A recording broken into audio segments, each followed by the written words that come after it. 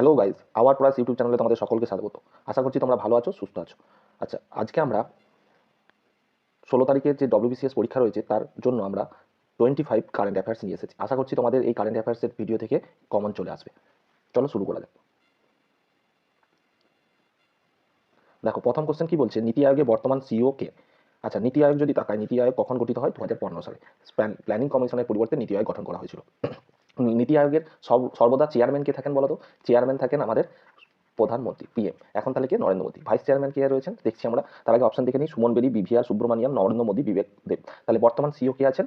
BVR Subrahmanyam. Option B. Answer কি? Option B. আচ্ছা, vice chairman পদে কে রয়েছেন? ভাইস চেয়ারম্যান পদে রয়েছেন সুমন বেরি। প্রথম অপশনে যেটি রয়েছে সুমন বেরি।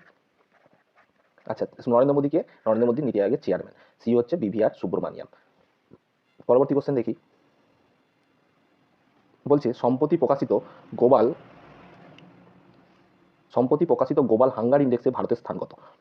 126, 40, 80, 111। কত উত্তর হবে? 111। Option D. Option D. আচ্ছা, 126 র্যাঙ্ক করেছে ভারত গ্লোবাল হ্যাপিনেস ইন্ডেক্সে এবং গ্লোবাল পিস ইন্ডেক্সে। দেখো, দুটোই শান্তি, হ্যাপিনেস এবং পিস দুটোতেই কিন্তু ভারত এবছর র্যাঙ্ক করেছে 2023 সালে 126। 40 র্যাঙ্ক করেছে ভারত গ্লোবাল ইনোভেশন ইন্ডেক্সে। আর 80 র্যাঙ্ক করেছে ভারত র্যাঙ্ক করেছে হেনলি পাসপোর্ট ইন্ডেক্সে। তাহলে দেখো, গ্লোবাল হাঙ্গার ইন্ডেক্সে ভারতের স্থান কত? 111। গ্লোবাল হ্যাপিনেস ইন্ডেক্সে ভারতের স্থান 126। পিস ইন্ডেক্সও 126। গ্লোবাল ইনোভেশন ইন্ডেক্সে ভারতের স্থান হচ্ছে 40। হেনলি পাসপোর্ট ইন্ডেক্সে ভারতের স্থান 80। পরবর্তী কোশ্চেন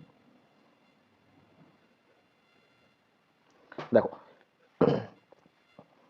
বলছে 2023 সালের ইন্টারন্যাশনাল বুকার প্রাইজ কে পেয়েছেন? আচ্ছা, ইন্টারন্যাশনাল বুকার প্রাইজ জিজ্ঞেস করেছে।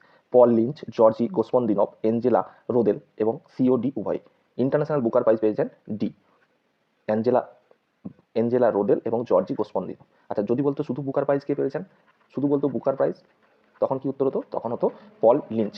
পল লিঞ্চ পেয়েছেন 2023 সালের বুকার প্রাইজ। কিন্তু ইন্টারন্যাশনাল বুকার প্রাইজ কে পেয়েছেন? জর্জি গোসপন্দিনভ এবং এঞ্জেলা রোদেল। তাহলে উত্তর কি? উত্তর হচ্ছে ডি। পরবর্তী কোশ্চেন দেখো, বলছে 53তম দাদা সাহেব ফালকে পুরস্কার কে পেয়েছেন? আচ্ছা, 53তম দাদা সাহেব ফালকে পুরস্কার। দাদা সাহেব ফালকে পুরস্কার কিসের জন্য দেওয়া হয়? ইন্ডিয়ান সিনেমার উপর ব্যক্তিত্বদের দেওয়া হয়, ইন্ডিয়ান সিনেমা।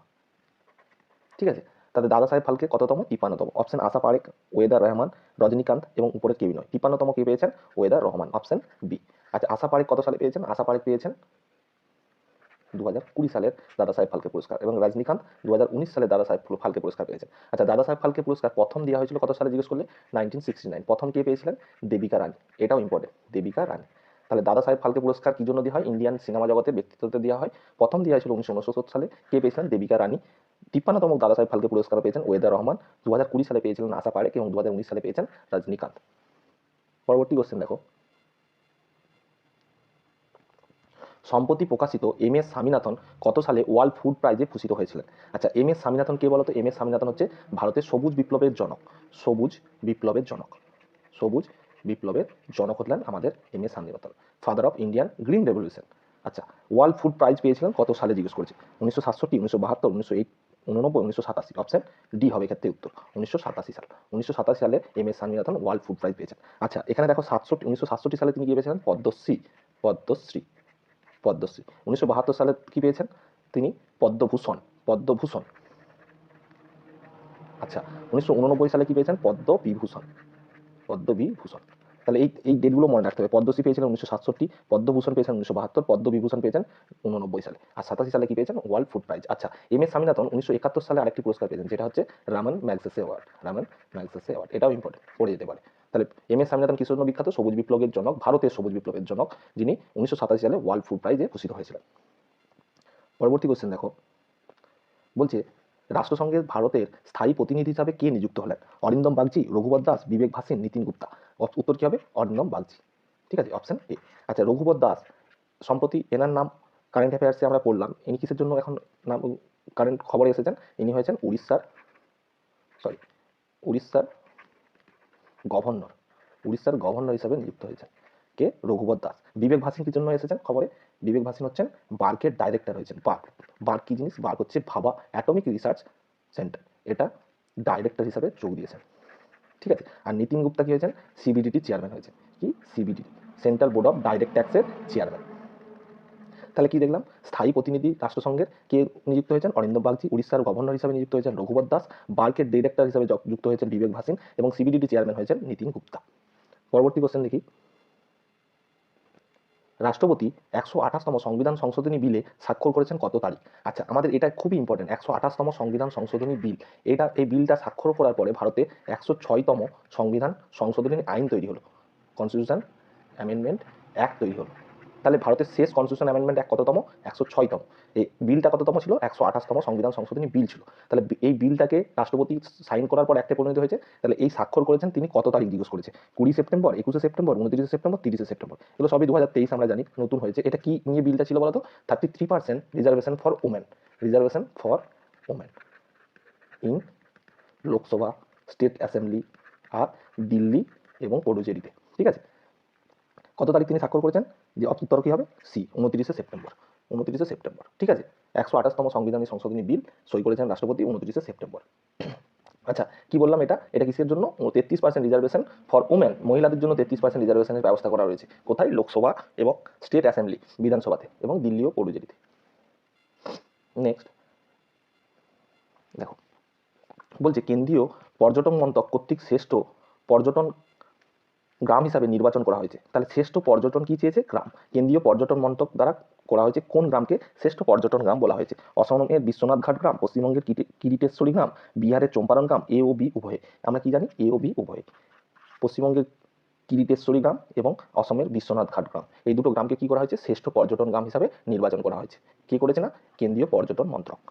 পরবর্তী কোশ্চেন দেখো, বলছে 2023 সালের অস্ট্রেলিয়ান গ্র্যান্ড স্লাম কে জয়লাভ করেছেন? মানে অস্ট্রেলিয়ান ওপেন, 2023 সালের লং টেনিসের যে ওপেন হয়েছে সেটি কে জয়লাভ করেছে? দেখো, এই বছর 4টে যে গ্র্যান্ড স্লাম হয় তার মধ্যে 3টেতেই জিতেছে কে? আমাদের জোকোভিচ। কে জিতেছে? জোকোভিচ। শুধুমাত্র উইম্বলডন জিতেছে আলকেরাজ। ঠিক আছে, এটা কে জিতেছে? আলকেরাজ। এইটা জিতেছে একমাত্র আলকারাজ।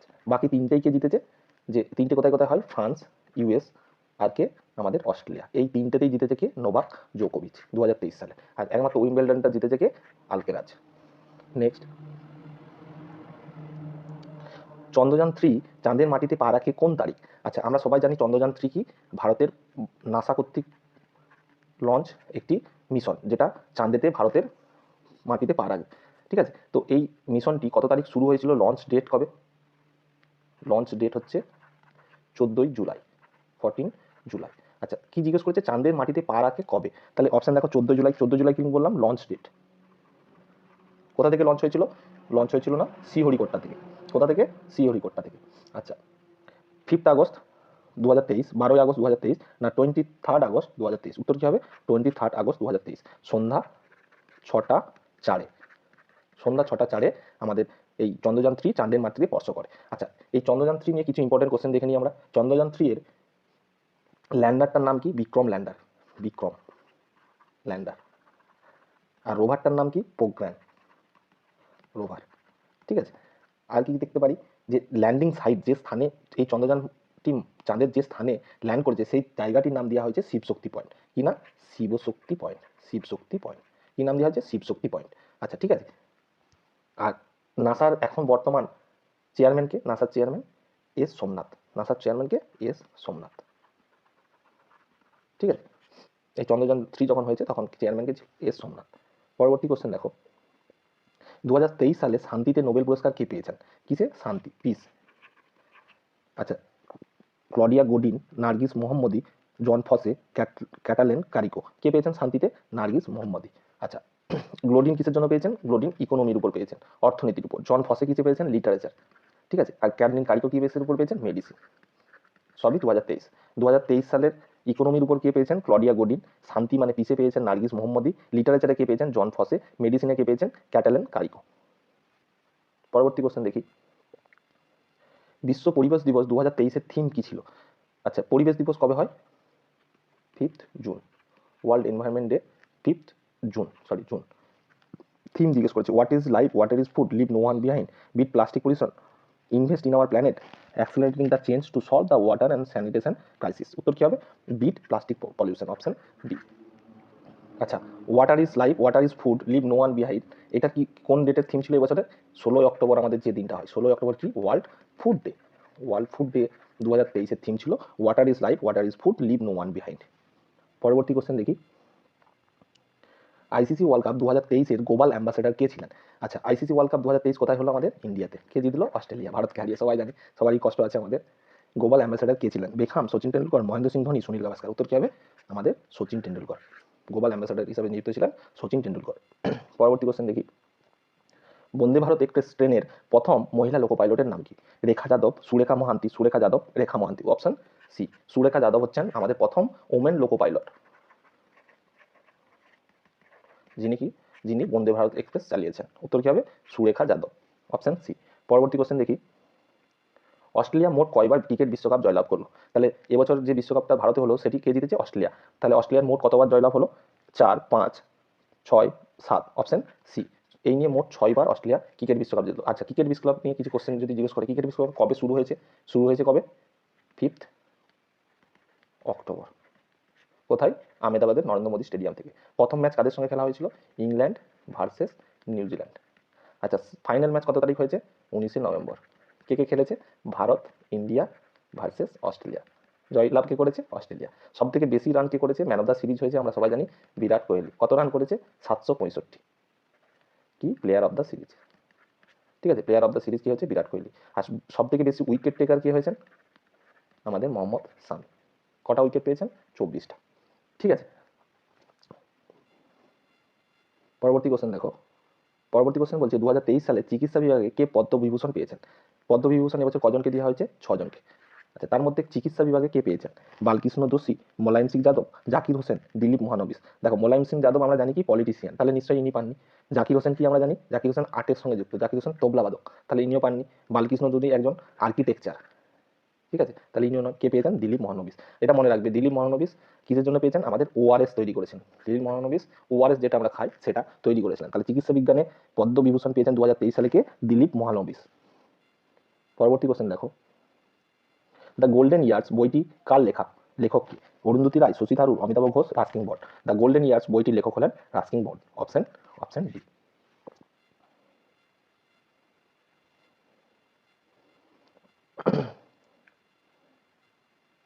পরবর্তী কোশ্চেন দেখো, ডুরান্ড কাপ 2023 কোন দল জয়লাভ করলো? ডুরান্ড কাপ আমরা জানি, ডুরান্ড কাপ কিসের সঙ্গে যুক্ত? ফুটবল। আচ্ছা, ডুরান্ড কাপ 2023 কোন দল জয়লাভ করলো? East Bengal, Mohun Bagan, Bangalore FC, Pune FC. কে জিতেছে ডুরান্ড কাপ? মোহনবাগান। কাকে হারিয়ে জিতেছে? ইস্ট বেঙ্গল। তাহলে জয়লাভ করলো কে? মোহনবাগান। কাকে হারিয়ে? ইস্ট বেঙ্গলকে হারিয়ে। Durand cup 2023। পরবর্তী কোশ্চেন দেখো,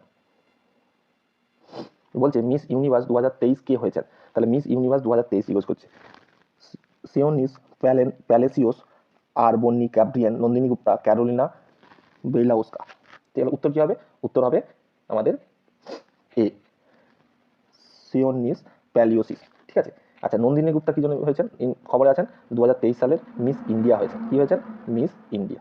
মনে রাখবে এটা, 2023 সালের মিস ইন্ডিয়া হয়েছেন নন্দিনী গুপ্তা। আর বন্নি গ্যাব্রিয়েল কি হয়েছেন? আর বন্নি গ্যাব্রিয়েল 2022 সালের মিস ইউনিভার্স। 2022 সালের মিস ইউনিভার্স। ঠিক আছে, 2022 সালের মিস ইউনিভার্স হচ্ছেন আর বন্নি গ্যাব্রিয়েল। তাহলে 2023 সালের উত্তর কি? সিওনিস প্যালেসিওস। সিওনিস প্যালেসিওস। পরবর্তী কোশ্চেন দেখো, বলছে সম্প্রতি ঘূর্ণিঝড় বিপর্যয়ের নামকরণ করেছে কোন দেশ? তাহলে এই ঘূর্ণিঝড়গুলো নামকরণগুলো আমাদের দেখে নিতে হবে। তার মধ্যে এখানে দিয়েছি কি বিপর্যয়। বিপর্যয়ের নামকরণ করেছে নেপাল, বাংলাদেশ, পাকিস্তান, মায়ানমার। বিপর্যয় নামটা শুনেই মনে হচ্ছে আমাদের বাংলাদেশ, তাই তো? তাহলে অপশন উত্তর কি হবে? Option B, Bangladesh. পরবর্তী কোশ্চেন দেখো, বলছে 31তম সদস্য হিসাবে ন্যাটো যোগদান করলো কি? তাহলে ন্যাটো কি? ন্যাটো হচ্ছে নর্থ আটলান্টিক ট্রিটি অর্গানাইজেশন। কত তাহলে শুরু হয়? 1949 সালে এটি তৈরি হয়, NATO, north Atlantic treaty organization. এটার 31তম সদস্য হিসাবে যোগদান করলো কি? Finland, Poland, Bharat, Australia. কি উত্তর হবে? ফিনল্যান্ড। ফিনল্যান্ড এই ন্যাটো যোগদান করলো, যেটা 1949 সালে তৈরি হয়েছে। তাহলে কটা ন্যাটো টোটাল সদস্য সংখ্যা কত হলো? 31তম। পরবর্তী কোশ্চেন দেখো, বলছে পশ্চিমবঙ্গের মালদা জেলার কোন আমের প্রজাতিটি জিআই ট্যাগ পেল না? তাহলে জিআই ট্যাগ আমরা জানি কি, প্রথম জিআই ট্যাগ কাকে দেওয়া হয়েছে? দার্জিলিংয়ের চা। দার্জিলিং চা প্রথম জিআই ট্যাগ পায়, দার্জিলিং চা। আচ্ছা, তাহলে মালদা জেলার কোন আমটি জিআই ট্যাগ পেল না? হিমসাগর, ফজলি, লক্ষ্মণভোগ না ল্যাংচা। ঠিক আছে, কি উত্তর হবে? ল্যাংড়া। এই তিনটেই মালদা থেকে জিআই ট্যাগ পেয়েছে। কে কে? হিমসাগর, ফজলি এবং লক্ষ্মণভোগ আম। তাহলে কি কি আম? লক্ষ্মণ ভোগ, ফজলি এবং হিমসাগর, এরা জিআই ট্যাগ পেয়েছে। ল্যাংড়াটা পায়নি। ল্যাংড়াটা অ্যাকচুয়ালি পেয়েছে উত্তরপ্রদেশের একটা আমের প্রজাতি, যেখান থেকে জিআই ট্যাগ পেয়েছে। পরবর্তী কোশ্চেন দেখো, ভারতের মহিলা ক্রিকেট দলের কোচ হিসাবে কে নিযুক্ত হয়েছেন? ভারতীয় মহিলা দলের কোচ হিসাবে নিযুক্ত হয়েছেন ভিভিএস লক্ষ্মণ, রমেশ পাওয়ার, অমল মজুমদার, রজার বিনি। রমেশ পাওয়ার ছিলেন, নতুন যুক্ত হয়েছেন অমল মজুমদার, অপশন সি। আচ্ছা, রাহুল দ্রাবিড় কি? আমাদের বর্তমান ক্রিকেট দলের কোচ। আচ্ছা, রজার বিনি কি? BCCI president. বিসিসিআই প্রেসিডেন্ট, ঠিক আছে। পরবর্তী কোশ্চেন দেখো, 2024 সালে G20 সামিট কোথায় অনুষ্ঠিত হবে? তাহলে 2023 সালের G20 সামিট কোথায় হয়েছে? ভারতে। কোথায় হয়েছে? ইন্ডিয়াতে। 2024 সালের কোথায় হবে জিজ্ঞেস করছে? Bali, New York, Saint Petersburg, Rio de Janeiro. উত্তর কি? Rio de Janeiro, option. আচ্ছা, 2022 সালে কোথায় হয়েছিল? 22 সালে হয়েছিল বালিতে, ঠিক আছে। পরবর্তী কোশ্চেন দেখো, পিএম বিশ্বকর্মা স্কিম চালু করা হলো কাদের জন্য? পিএম বিশ্বকর্মা স্কিম ডাক্তার, কৃষক, পরিযায়ী শ্রমিক, artisan and craftsman. Vishwakarma scheme চালু করা হয়েছিল আর্টিসান অ্যান্ড ক্রাফটসম্যানদের জন্য, অপশন ডি। আচ্ছা, আমরা এই 25টা কোশ্চেন আলোচনা করে দিলাম। তোমাদের আশা করছি এর মধ্যে থেকে কিছু ইম্পর্টেন্ট কোশ্চেন তোমরা পরীক্ষায় কমন পেয়ে যাবে। ভালো থেকো, সুস্থ থেকো এবং মন দিয়ে পরীক্ষা দাও। ধন্যবাদ।